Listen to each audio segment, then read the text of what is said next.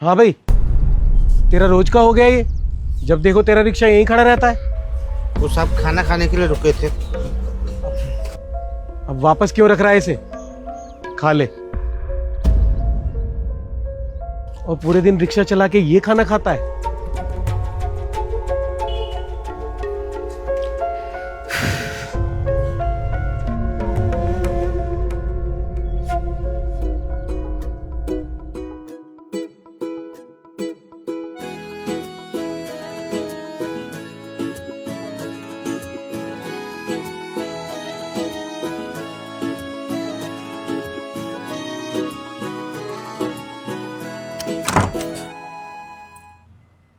पर बेटा तूने कहा था कि मैं गाड़ी भेज रहा हूं। भेजने वाला था पापा, पर शालिनी को कहीं जाना है तो। कोई बात नहीं बेटा, मैं यहीं कुछ देख लूंगा।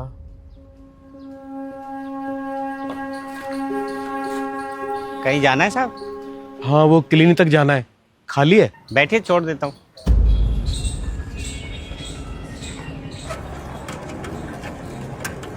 आप थोड़ी साइकिलिंग करिए और योगा करिए।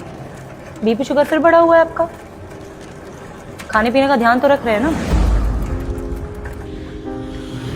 कितने कमा लेता है दिन भर में? 300-400 रुपया हो जाता है साहब। तो थोड़ा अपने ऊपर भी खर्च किया कर। मेहनत का काम कर रहा है, सेहत सही रहेगी। हमें क्या होना है साहब, हम तो एकदम ठीक है। बीमारी बोल के नहीं आया करती साहब। जहाँ जिम्मेदारी होती है वहाँ बीमारी का सोचने का टाइम किसके पास है। अच्छा रोक दे, यहीं उतरना है मुझे।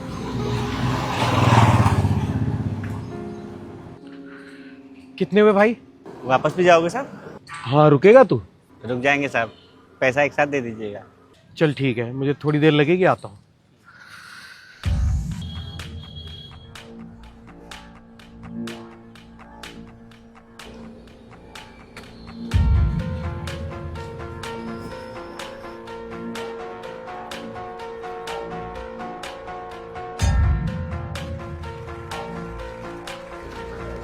क्या हुआ साहब आपको?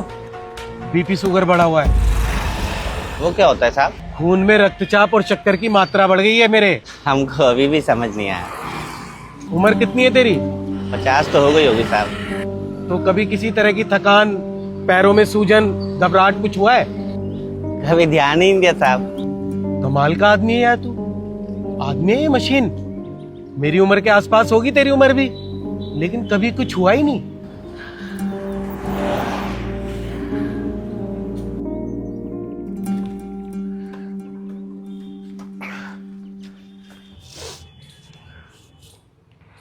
ये ले भाई। खुला तो नहीं है साहब हमारे पास। इसमें से 100 काट के 400 वापस दे दे।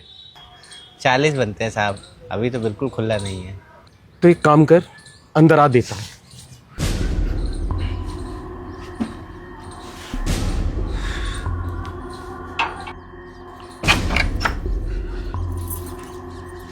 आजा।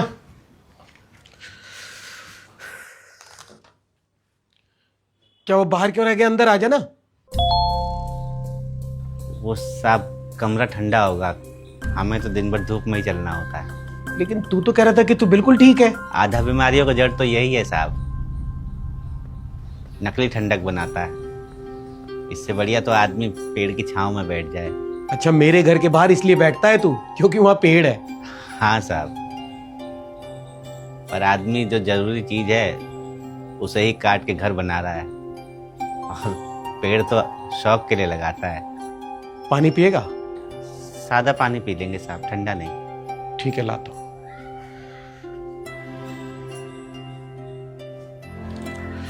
ये ले भाई।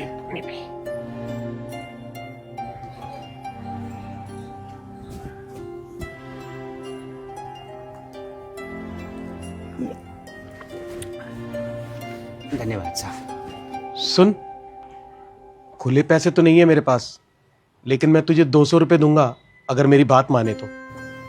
क्या करना होगा साहब? मुझसे बातें करनी होंगी। बातें करने के 200 रुपये साहब? चाय भी पिलाऊंगा। पर अंदर नहीं आ पाएंगे साहब। कोई बात नहीं।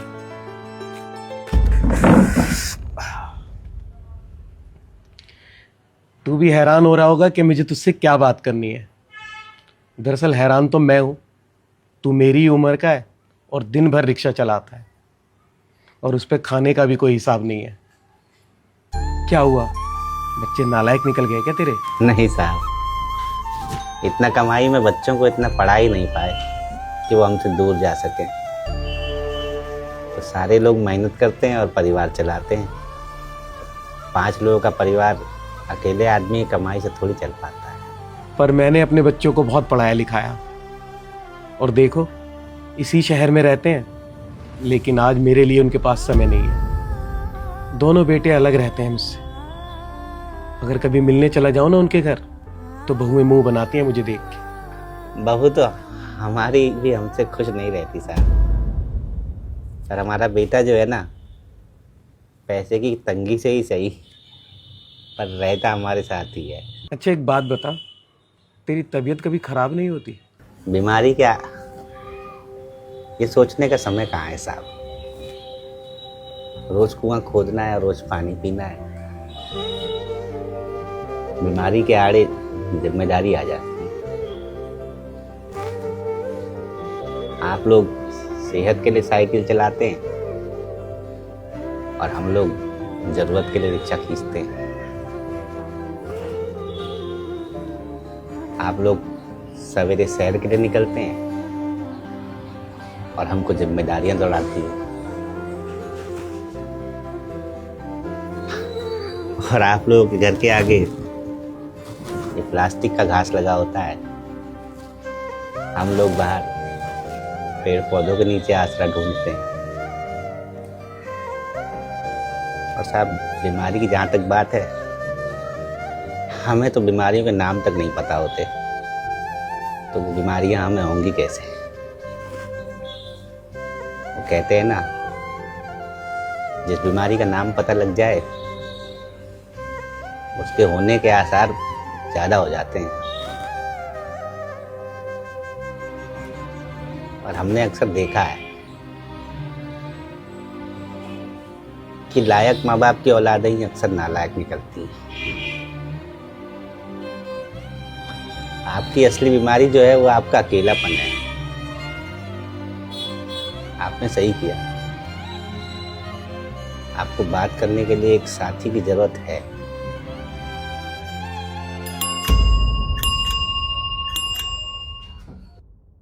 अच्छा सुन, नाम क्या है तेरा? धनीराम साहब।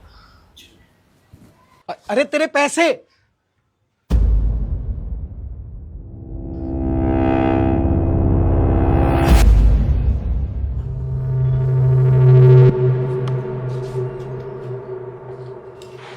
धनीराम,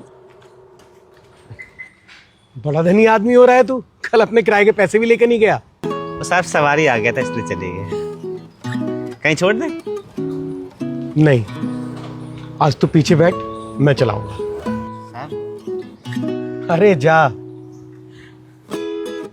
घबरा मत, चला लूंगा, बैठ।